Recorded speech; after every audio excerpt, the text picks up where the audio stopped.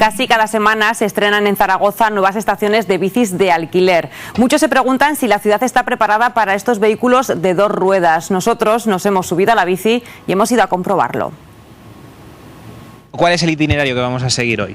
Pues mira, aquí tenemos este mapa que lo ha hecho un usuario de la bicicleta, que es un mapa de Google Maps y tiene marcadas las rutas de bicicleta, carriles bici y así. Y lo que vamos a hacer es ir por el centro, que es una zona en la que hay muchas estaciones de bici, pero como ves, pues no hay ninguna ruta marcada. Entonces vamos a hacer el puente de la Almozara, luego iremos por la zona del Casco Viejo, Mercado Central, etcétera. Pues vamos a ver qué tal se circula por el centro aquí en Zaragoza en bici. Muy bien. Vamos Venga. allá.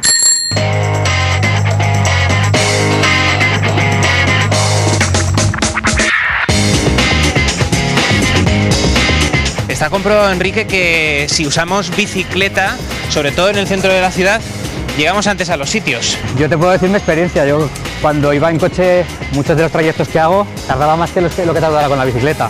Con la bicicleta un trayecto de 6 kilómetros lo puedes hacer un poco más de un cuarto de hora, 20 minutos, una cosa por el estilo. O sea, velocidades medias de 15 o 20 kilómetros por hora son bastante fáciles de conseguir. Vamos a ir a hacer el Paseo de Independencia.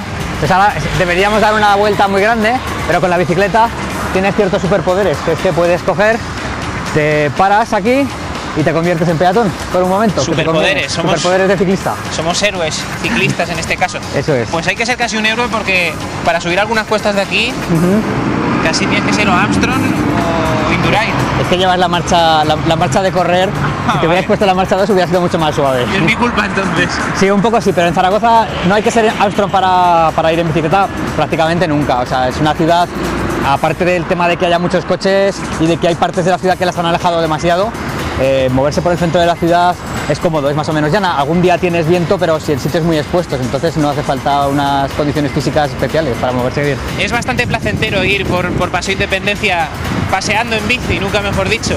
Sí, hombre, la única pega, digamos, que tenemos aquí es que, o lo que retrae a mucha gente para ir por aquí en bicicleta, es que te ves obligado a ir entre un carril bus y coches, que en principio deberían ir despacio a 30 por hora, aunque a veces no es así. ¿Suelen respetar los coches a las bicis? Yo creo que bastante. Yo creo que recientemente se ha aumentado el respeto hacia las bicicletas porque somos cada vez más y porque además, bueno, nadie creo que tenga ninguna gana de tener un disgusto. Pero hay muchos ciclistas que tienen miedo, digamos, y entonces acaban yendo por la acera. Y ahora la Gran Vía, que tenemos que compartir en este caso carril con los coches. Sí, en este caso podemos ir por el bulevar, está permitido, también es una zona peatonal ancha, entonces se puede ir por el bulevar otra vez si no hay mucha gente.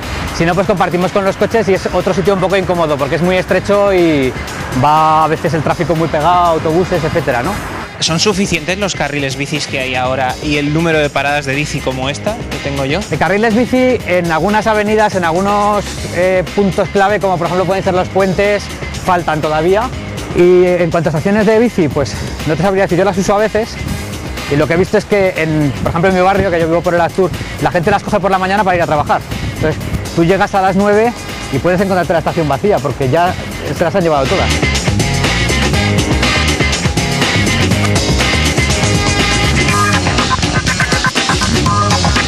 Final de trayecto. La Escuela de Ciencias Económicas y Empresariales. Sí, señor. Son uno de los mayores usuarios, los estudiantes de bici. Pues sí, los estudiantes universitarios y los profesores también somos usuarios.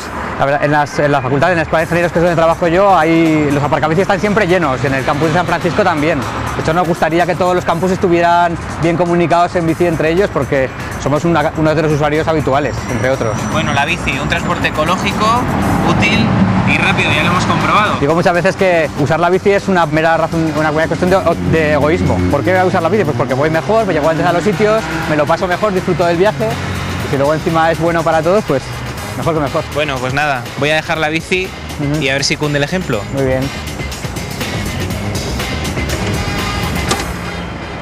Y los hay quienes prefieren las motos. Este fin de semana tienen una importante cita, David.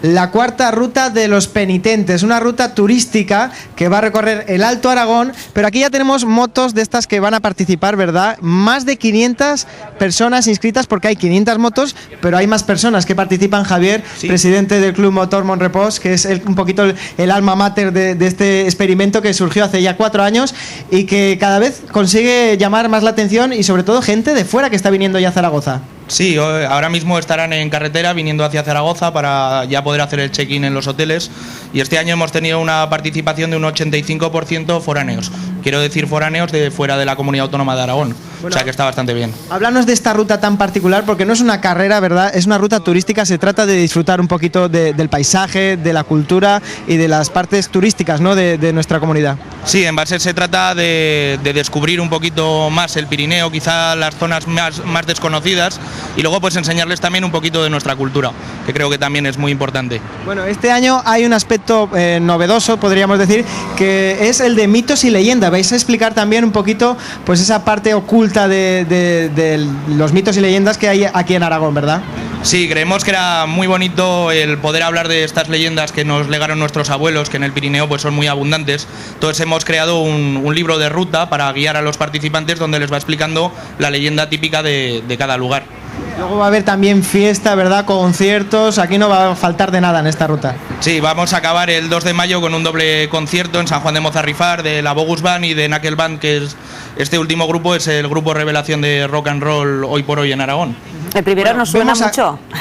Sí, la Bogus Band ya es un gran conocido de la casa, así que no nos lo podemos perder, ¿eh? Aunque no vayamos en la ruta, también podemos asistir al concierto, ¿verdad? Sí, la entrada libre, y desde aquí pues invito a todo aquel que quiera participar de ese concierto, pues que venga el 2 de mayo a las 10:30 de la noche al pabellón sociocultural de San Juan. Nos quedamos con esa cita, pero vamos a hablar de las motos, ¿verdad? Porque aquí vemos distintos tipos de motos. ¿Qué es lo mínimo que se pide para participar en esta ruta? Pues lo mínimo, tener una moto y tener ganas de hacer 650 kilómetros en un día. Muy bien, bueno, pues gracias, Javier. Vamos a hablar con la parte un poquito implicada en esta carrera, ¿verdad? Por ejemplo, Vanessa, que es el primer año que va a participar en la Ruta de los Penitentes. Bueno, Ruta de los Penitentes se llama así porque es muy dura. ¿No te da miedo esta ruta? Un poco sí, pero bueno, al final me han convencido entre todos y vamos para adelante a ver qué pasa. Bueno, ¿y vas con tu propia moto? ¿Vas como paquete? No, voy como paquete. Como paquete, ¿no? Sí. Pero también para disfrutar un poquito de la parte turística, ¿no? Y todo eso, sí que está muy bien. ¿Y esto de los mitos y leyendas te da algo de miedo? Un poco, pero vamos, tampoco hay que hacerle mucho caso. Seguro que algún compañero lleva una linterna y cuenta historias, ¿no? Sí. Bueno, pues Vanessa, muchas gracias, que disfrutéis de este fin de semana y fíjate cómo rugen ya los motores, porque aquí está todo listo para esta cuarta Ruta de los Penitentes. Suena fuerte. Que les vaya muy bien. Gracias, David.